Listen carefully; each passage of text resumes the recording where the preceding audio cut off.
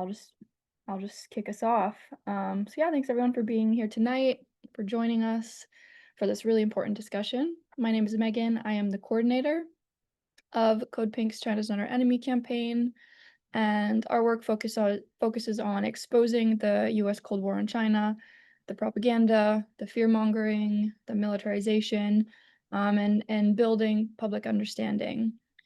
And we're organizing, trying to stop the march toward war in the Pacific and to challenge the broader system of U.S. imperialism.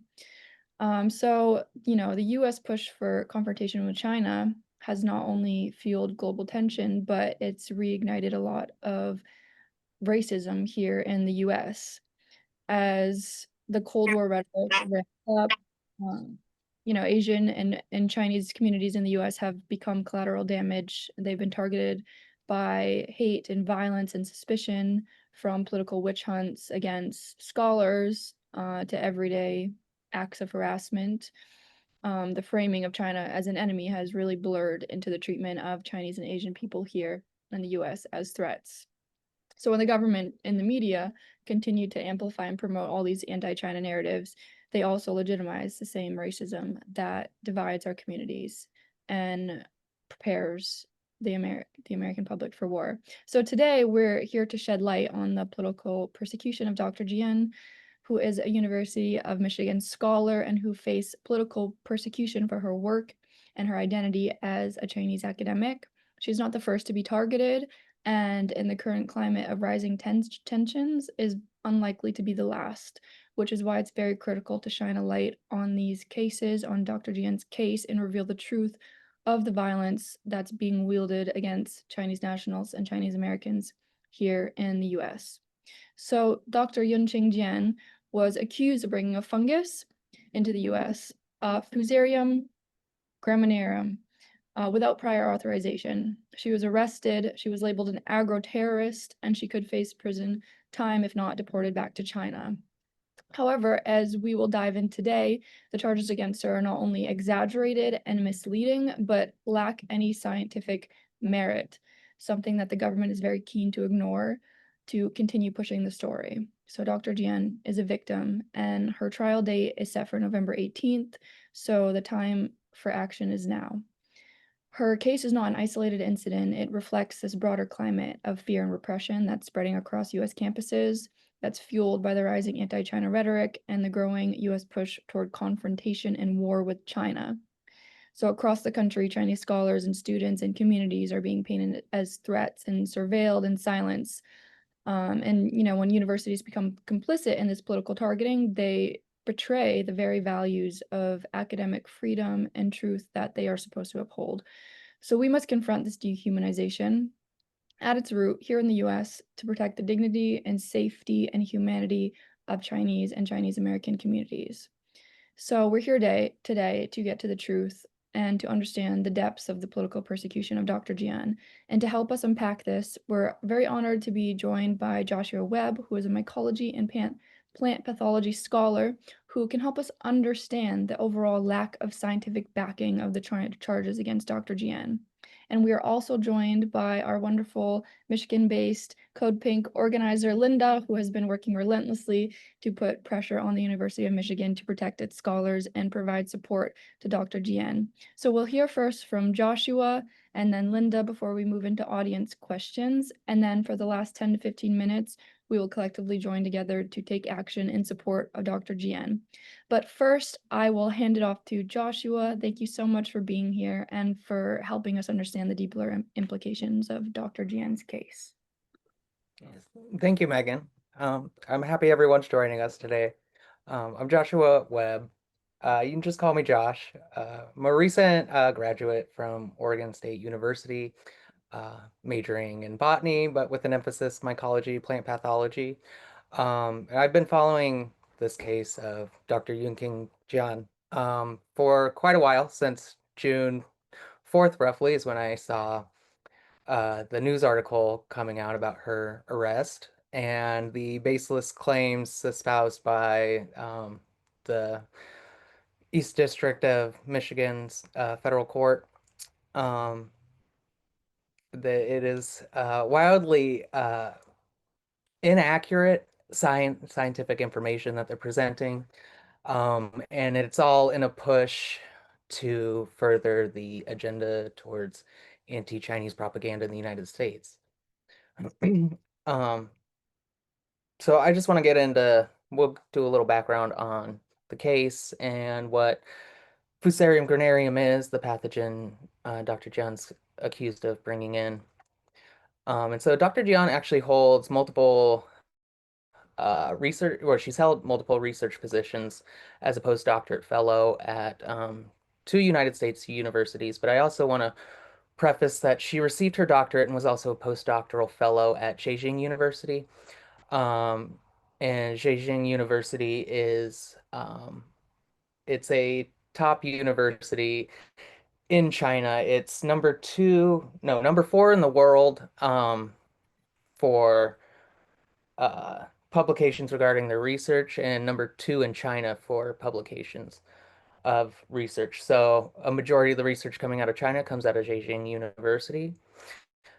She's very well respected, and she worked in the State Key Lab of Rice Biology, working specifically on plant pathogens to prevent or find ways to prevent outbreaks and find different strategies to manage outbreaks. And so a lot of her work has focused on, she does lots of genetic studies, microbiology, and finding ways to prevent actual fungal growth in plants.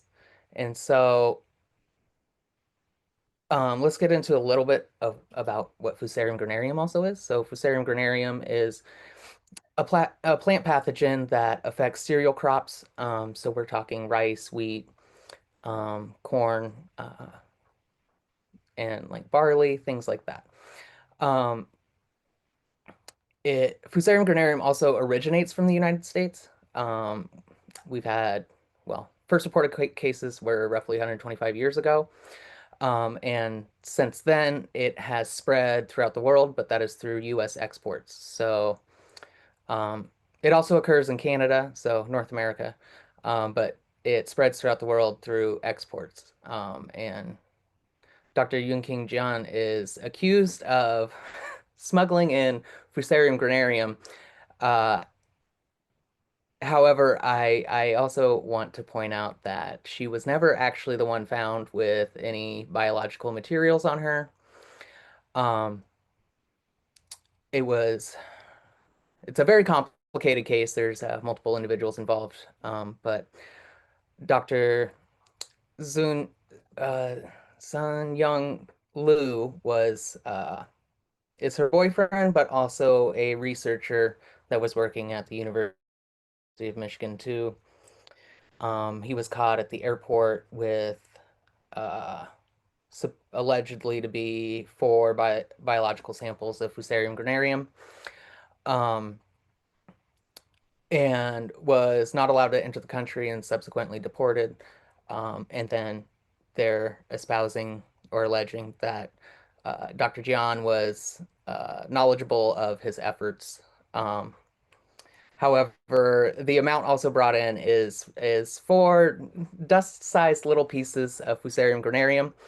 And if we just look at the fact that there are in mass tons of spores of Fusarium granarium hovering in the atmosphere above us right now, this would not have any further increased outbreaks in the United States. So I like to think about it like the flu. If you brought four people with the flu into the United States from another country, would you have more cases of the flu? Would you have a larger outbreak?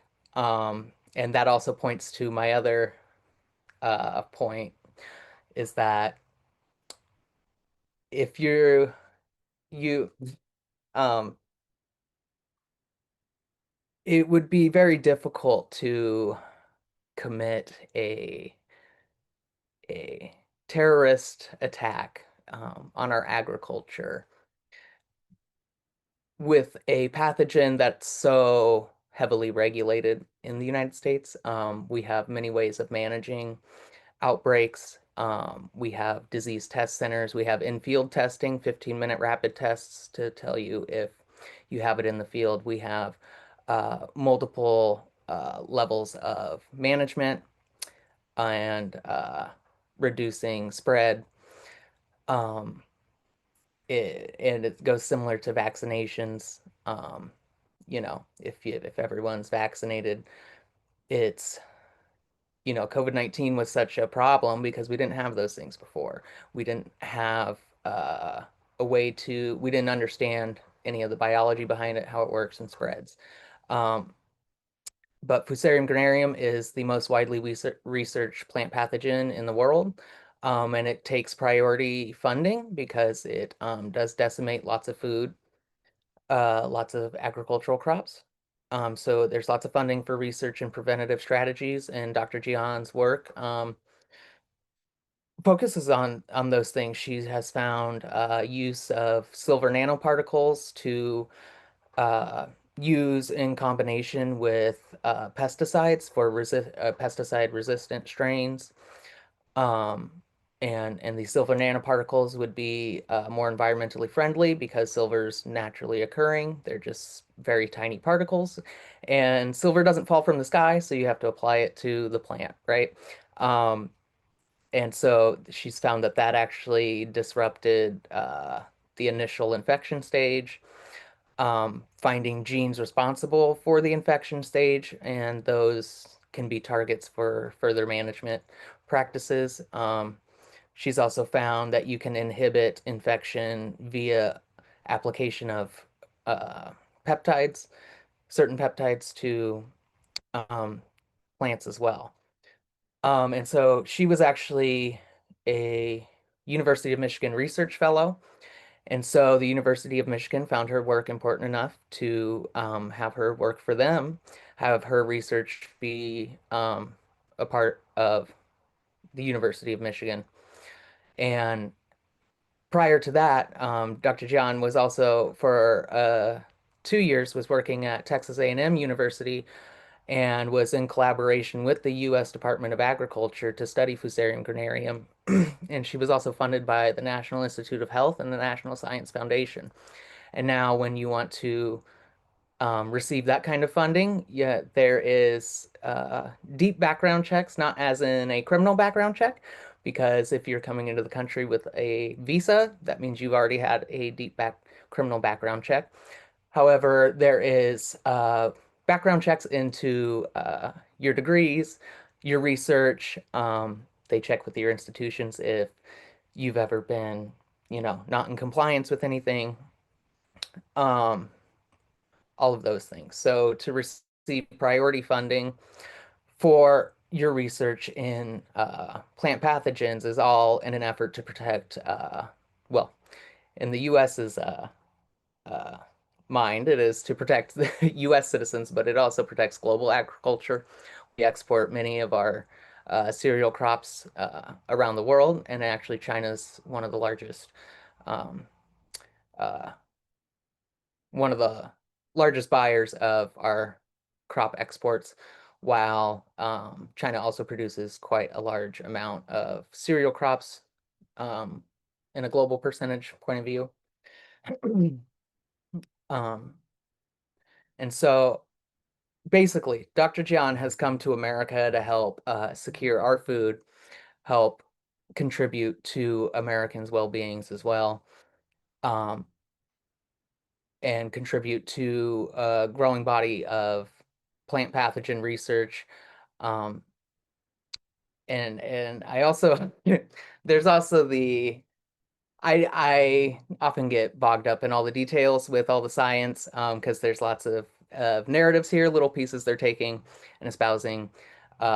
She's here to commit agroterrorism, but I just want the easiest way to get around that there's no scientific backing here without me going into all that is that the agroterrorism charge was dropped because there was no scientific backing to that. However, in the media, it's still being espoused that she was here to commit biological terrorism. And there's and now the US government is basically reaching for charges to further this narrative that um, we should be concerned about China, Chinese researchers, and it furthers the destruction of the U.S. government right now. Also, certain agencies, right? If you look at the USDA, it's totally being gutted. And there is an effort also by the Trump administration for the USDA to be partnering with Homeland Security and the Department of Defense or Department of War now. Basically, they're going to make a couple USDA programs that will become integrated into the Department of Defense in a bid for national security. However, what they espouse are concerns for national security are espionage, things like this, sharing technology, stealing technology. However, what they uh, in the reports they only contain it's it's basically criminalizing collaboration. It is both the findings of all this research benefits both the United States and China. However, they say because it has military applications, that we should be concerned. However, some of these military applications are, we're talking about lubricants and nuts and bolts, uh, some combustion technology, very, not, I wouldn't say scary things by any means. And also, if you look at China right now, they are leading the way in technology advances, all of those things. So if they were going to, basically, China would not be stealing technology from the United States because we are not ahead of China anyway. We do not have, and even more so right now, you're losing all this funding for research. Um, you're losing, your international students, collaborators, researchers. Um, in a bid to isolate the United States from the rest of the world. Um, and in the bigger scheme of things, we only do that when we're preparing for war. We only consolidate power. We only get rid of public services in a bid to make people unhappy, right? There's nothing for us to do. There's no money. So what do we have to do? We have to join the military. We have to fight, right? It is all a further push towards a war with China because the there's also this hypothesis that no empire lasts longer than 250 years, right? Where are we at with the United States 250th anniversary? That's next year. Um, as you lose traction in the world as an empire, as a super empire, um, there's other empires that are coming up, right? China is leading the way in that. Asia in general is innovating and and creating more hope in the world and new technology. And so all around, in this case really centers on furthering that plot and is specifically cited in many of these cases of Chinese espionage, especially in 2025 media post June, is there's going to be some mention of this case somewhere. And so we know the federal government is heavily involved in this case. So right now, there's no agroterrorism charge, but they are still reaching for smuggling or conspiracy to smuggle and defraud the United States government um, and false statements to CBP. However, I also want to preface that Dr. Jian has 100% denied all allegations in the criminal complaint. There's no thing, nor that she had any knowledge of anything going on. There's many text messages espoused that she would have known what Dr. Liu was bringing into the country, that Dr. Liu had allegedly admitted that he was going to be allowed to enter Dr. Jian's lab and all this. Dr. Jian 100% denied that, denied any knowledge. And from what I know, all of her lab cohort, they also likely didn't know anything either. And I also want to preface that the University of Michigan right now, which from what I gather has been historically a Asian American and Asian international focused college is that since the beginning of this year, they have ended a 20-year partnership with the Shanghai University, which they proudly produce lots of research out of that. Um, you also have the case of Han, who was accused of similar uh, crimes, yet was sentenced to time served and allowed to return to China because there was no scientific backing to her case either. Um, and she sent herself some hornworms for research through the mail system, which is actually it happens pretty often with uh, research in that we send model organisms through the mail. They're considered an invasive species. However, the I also want to there's the whole thing about the permit, right? Okay, well, there was no permit, so there is a violation of a permit, right? Well, a permit is a permit is a piece of paper, so even if you have that piece of paper signed, you can still commit a crime with some biological material, right? A piece of paper does not prevent you from committing crimes. Now, bringing in something without a permit is pretty common, especially if you, as a researcher, know what your purposes are. You're not going to be, uh, using it for nefarious acts, and it's a small amount. You're usually not going to get in trouble. And so, if you're a US citizen, you're found at an airport, border, entry point with a biological material you do not have a permit for, the normal protocol is, well, there's two options normally. Um, One is that if it's considered low risk, you are allowed to enter the country with the material, and will ask you if you would like a permit. Um, then and there, and you'll receive that permit and allowed to enter with your materials. The second is materials are confiscated. You receive a fine, and your institution is contacted, and there will be some consequences there. However, if you enter the country with these things and are a Chinese citizen, you will more than likely be arrested.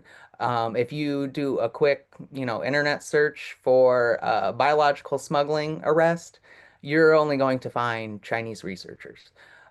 There's maybe two American citizens who were arrested for that, but they were working with Chinese universities, and the federal government had espoused that they were in collaboration with the Chinese government. Um, and there's also this whole, well, Beijing University has works with the military, the Chinese military, right? Well, in the United States, we have many universities that partner with the military to do research. That does not mean that every single researcher at that institution has access to that, um, or anything like that. Uh, this case is being very twisted in the media, and that concerns me for everybody. I'm you know, a biologist at heart, a botanist, and to me, I believe every organism has the right to live. Um, and and I don't believe targeting the USDA or Chinese researchers here to help global food security is in alliance with that for me. Um, so yes, I I really believe we need to call out the University of Michigan for bending their knee to the Trump administration in a bid to further their agenda with China. This only also pushes and hurts the students and international researchers, collaborators, and postdoctoral fellows at the University of Michigan also, and let alone the rest of the United States. Um, and the rest of the world, right? Yeah. So I think I will leave off there if that sounds good. Amazing. Thank you so much, Joshua. That was brilliant. And if anybody has any questions for Joshua, drop them in the chat and we will come back during our Q&A session. But before we go into Q&A, I would also like to give Linda a chance to speak. Linda has been doing the most beautiful organizing in Michigan around putting pressure on the University of Michigan and standing in support of Dr. Jian. So she is going to talk a little bit about what they've been doing and what is going to some of the plans in the next few weeks leading up to Dr. Jian's trial. Well, thank you, Megan, for that kind introduction. I think you're too generous. We first got active in the community probably a month after Dr. Jian was arrested. We heard about the arrest in a working meeting with CODEPINK. And since it was in our backyard, we realized, okay, we got to get together and do some things. So CODEPINK quickly helped us put together an online petition urging the U of M administration to break their silence and defend their international scholars. At that point, there were 2 U of M scholars from China who had been arrested separately, but very close to each other. So our campaign is called the Free Jian and Han campaign. In this time, Ms. Han had her final hearing, and as Josh mentioned, there was no case. The judge sentenced her to time served and has allowed her to go back to China. And so Dr. Jian remains in federal custody right now, and her trial is November 18th. So yes, in the summer, we created a petition thanks to Megan's help, and we got 2,500 signatures, and we hand delivered it to the president's office. And right before that, we did a press conference, and we had speakers speaking about, the geopolitical context, to these cases.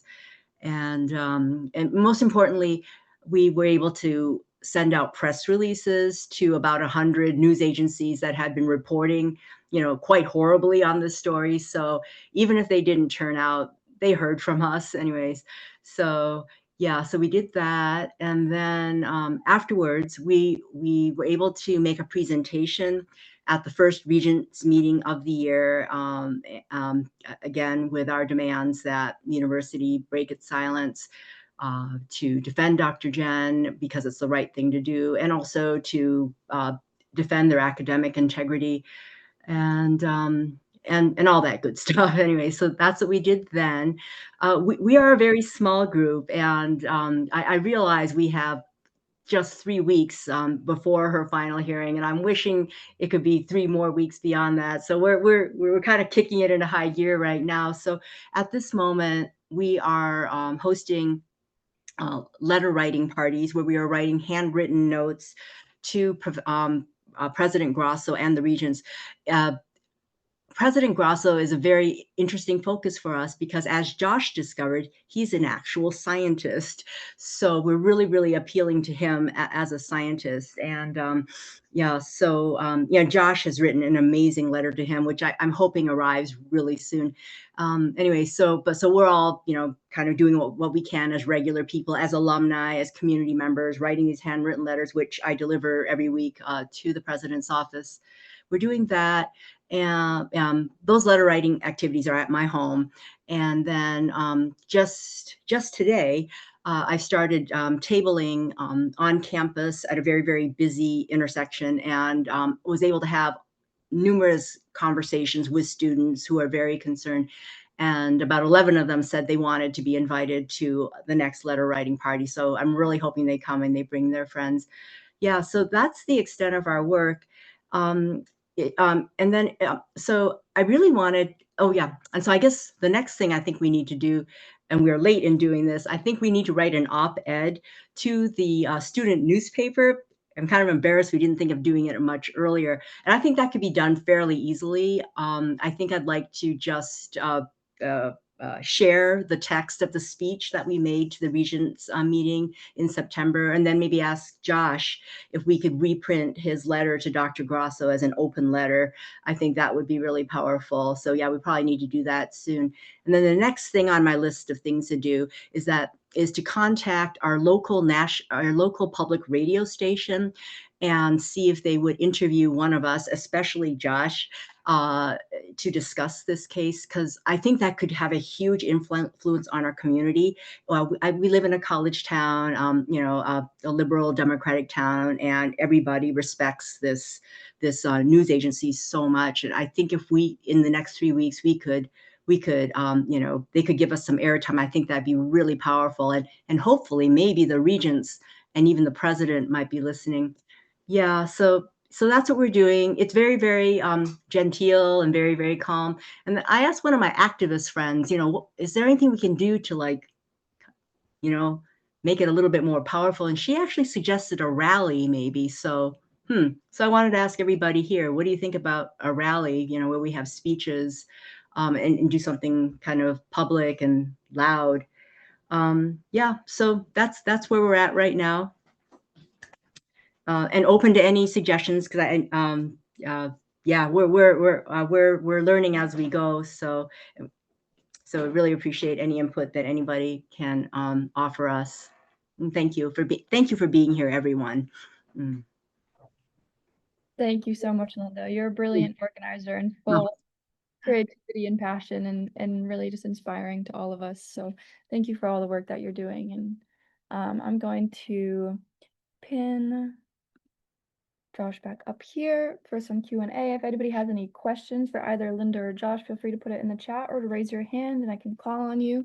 But I'm just going to kick it off because Josh, I am really curious about your personal background and how you came to be interested in this field and how you got involved in the case. And was your interest sparked more because of the scientific side, or were you, initially aware of this larger geopolitical issue of the US war on China?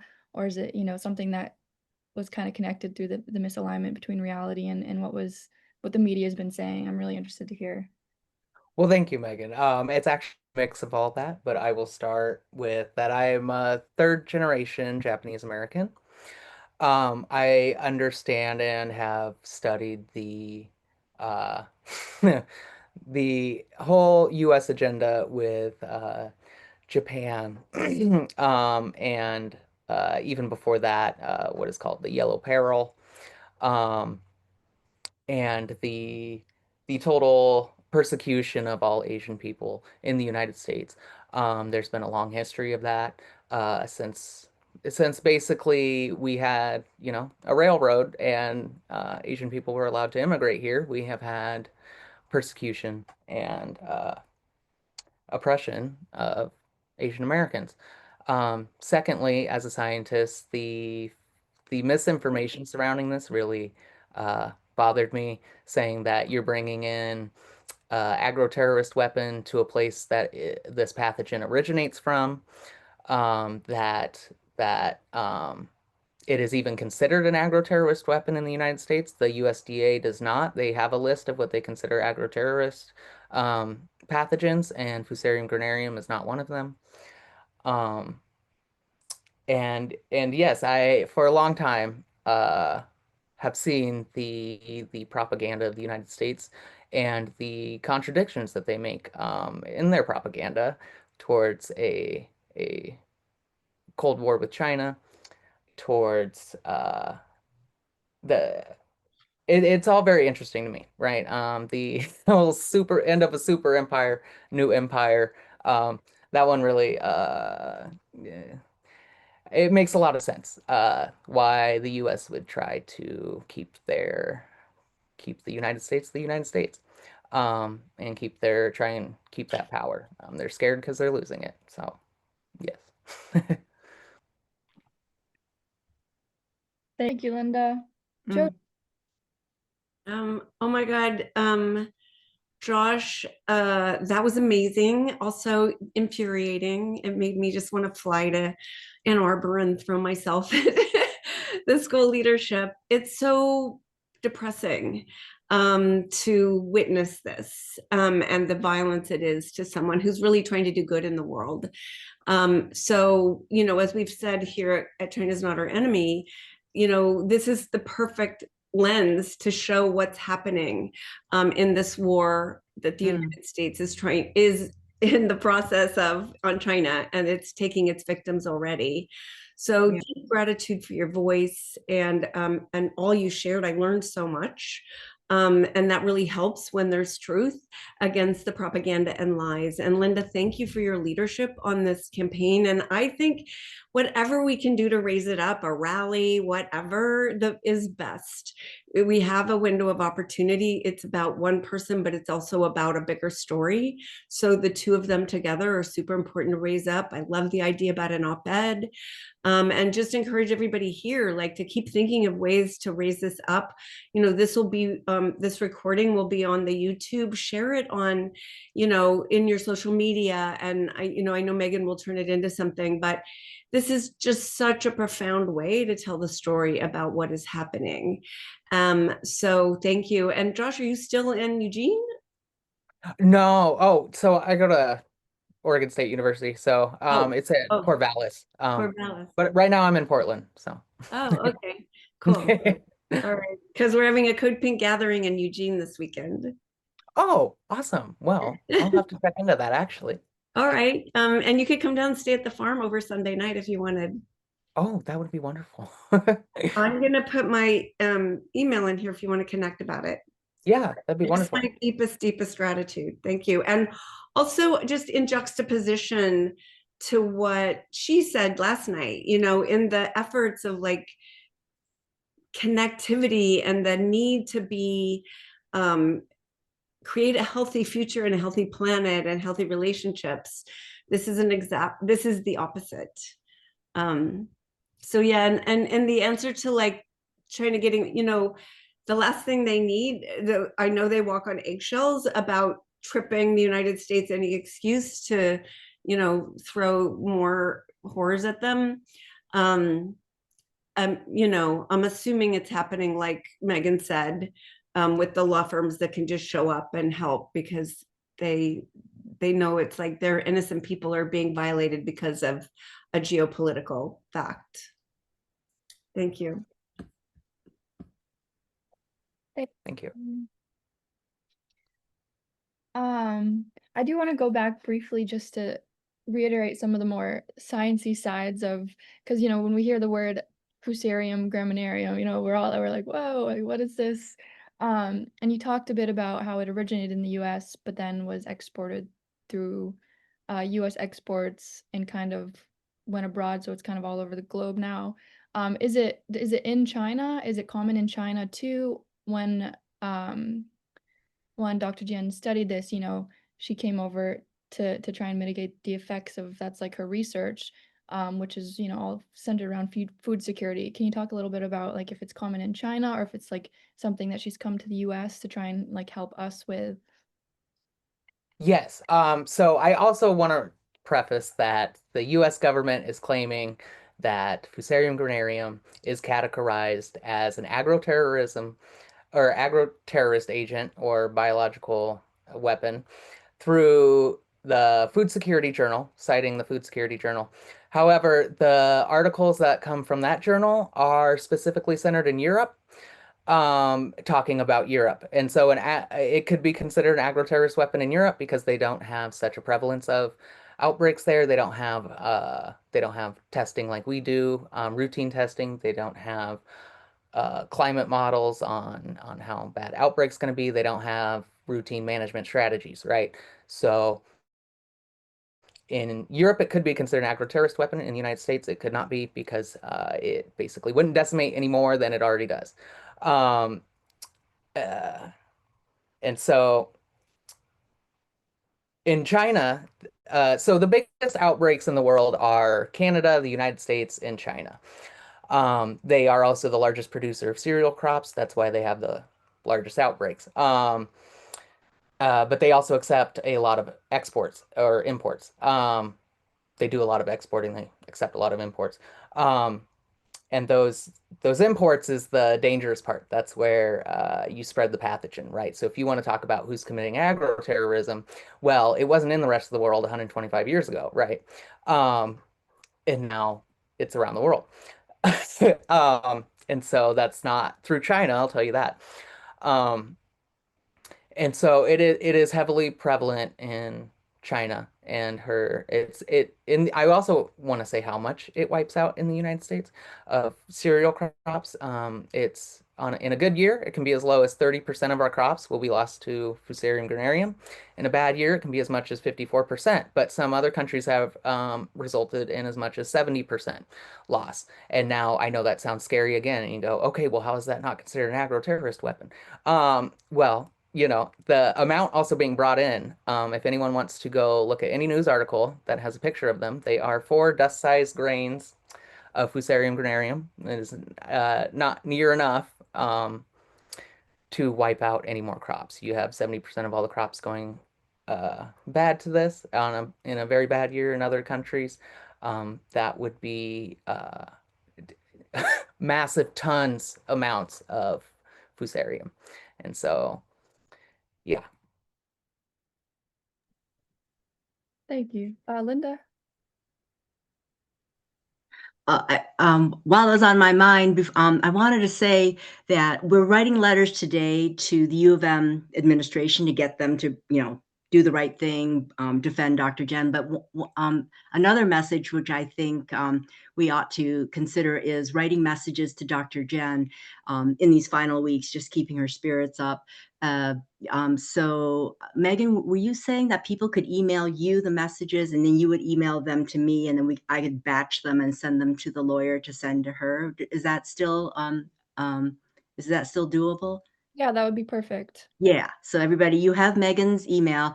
Send encouraging messages to Dr. Jem. The lawyers have been really annoying. I've asked them numerous times if, CODEPINK, China's not our enemy, can send messages, and he ignores me. Anyway, so I've just been sending my own messages, but I thought, hey, let's send more. Yeah, that's a great idea. Mm-hmm. And I did want to ask you, Linda, as well, from all the organizing that you've been doing and calling in to leadership in the Board of Regents, what has their response been like? And also, what's the response been like of the students on campus that you've been talking to? Right, yeah. Well, I have to admit, this case happened in the summer when the students weren't here. And then when school started, since we're a small group, we had a hard time getting going. And then we finally got a spark of energy when Josh joined our campaign. So yeah, right. Yeah, it's just been in the last couple of weeks that we've been on campus talking to students, and they've heard of the story from mainstream media. And and when we've talked to them about the actual facts, it seems like they're really taking in some new information, and I could see the surprise on their faces. And then some of them from the very beginning, they just knew that this was just outrageous and just propaganda on part of the U.S. government. Yeah, so that's been the student reaction. I've talked to like a few scientists, like science students, and they've been the most sympathetic towards Dr. Jen because all the reasons that Josh mentioned. Yeah, so that's that. And then as far as the administration, yeah, we haven't heard anything from them. I mean, they listened very respectfully during the Board of Regents meetings. I was surprised that they even let us in. I mean, because you have to apply to speak, and I was amazed that they let us speak. But they listened very respectfully. But yeah, we haven't heard anything. Nothing from the petition drop and nothing from the letters so far. So if anybody has any ideas of how to rattle their cage, please let us know. Maybe the rally is the way to do it. Yeah. Or maybe getting that interview on the public radio station is the way to do it. Yeah. Thanks for asking. Yeah, I think a rally is a brilliant idea, and op-ed, certain. Yeah. There's no doubt in my mind, though, that they have been talking about this from all the calling that we've been doing and all the pressure we've been putting on them. So it's definitely, in focus. Before, we wanted to spend the last 10 minutes of this call doing a joint action together and collectively calling and leaving messages and writing emails to UM leadership and the Board of Regents for anybody who wants to get more involved, take some more action, more direct action. But before we go into that, do you have any last things you wanted to talk about, Josh? And Linda, I see your hand went up, so open it. Yeah, I'll Any let Josh go first. last comments? Yeah, I just think this is a extremely important moment. This case, while it's being espoused in the media, you don't hear much talk about it. People kind of sweep this under the rug because it has to do with China, right? And to me, that's an issue because this is something that the federal government's really focused on. They want this so that after they get this conviction or charge, that they can say, "Look, we stopped terrorism," right? You guys should be scared. You should be worried. We need to target China when they haven't stopped anybody from doing anything other than helping, uh, you know, secure food around the world for all of us. Um, and I think it's a very important time that we need the University of Michigan to also speak out. And they obviously have an agenda, closed door agenda with Republican congressionals. But I also want to point out that it's not just Republicans either. It's also Democrats. They're in on this also. It is not party affiliated. The party works for one thing, and that's to maintain the empire. And it's cracking. So I'll hand it over to Linda. Oh yeah, yeah. I just wanted to echo everything that Josh said. I mean, yeah, this is the front line of the war on China right now, at least in our community, and that's why we're active here. And I appreciate everybody here making calls and helping amplify our efforts. I raised my hand because I noticed my friend Emmanuel Ness from the U.S. Peace Council. Yeah, he said that he might have some questions for Josh or me real quick, and I was wondering, could he just hopped on? He was at a prior meeting. Megan, would there be a chance for him to ask one question before we went into the action? Yes, please, Emmanuel. Okay, thanks. Hi, Manny. You're muted. Thank you very much, Linda. That was very kind of you to introduce me. You can call me Manny like you did. I think it's very important for China to understand what's going on in terms of the government itself, as well as the people in China. They, I don't think, are aware of it to the degree that, and maybe you know more than I do, but I don't think they're aware of it in any significant sense. So I have, I'm a stringer, I don't get paid for it. I do some writing for the Beijing Review, which is their news weekly. It's their oldest news weekly and maybe their only news weekly. And I think it would be very helpful maybe for the case.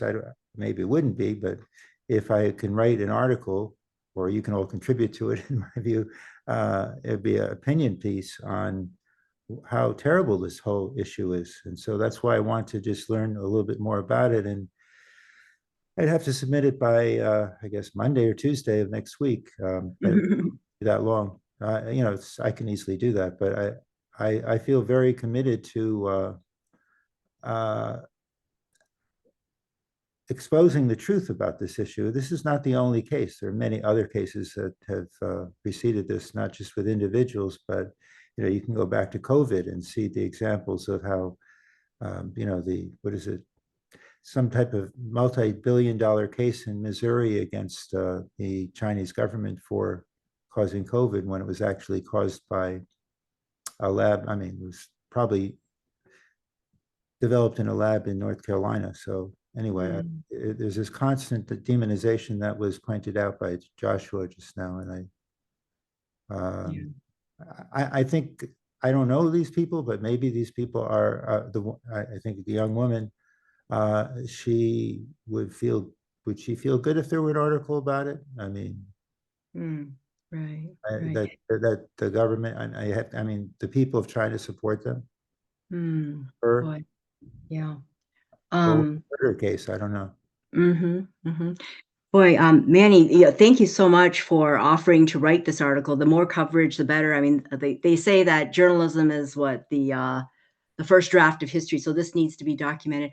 I realize that we are getting close to the call-in time, and I don't mean to stretch this things, but maybe you, me, and Josh can get together like on Friday or something, or let's reconnect and maybe set a time, and we can kind of like talk about your article and get that to the press. I see it as your article, but I'm just your mouthpiece. So, okay, tomorrow maybe, I'll send you an email. Sounds great. Thanks. Okay, back to Thanks. you, Megan. Thanks, Manny. Thanks,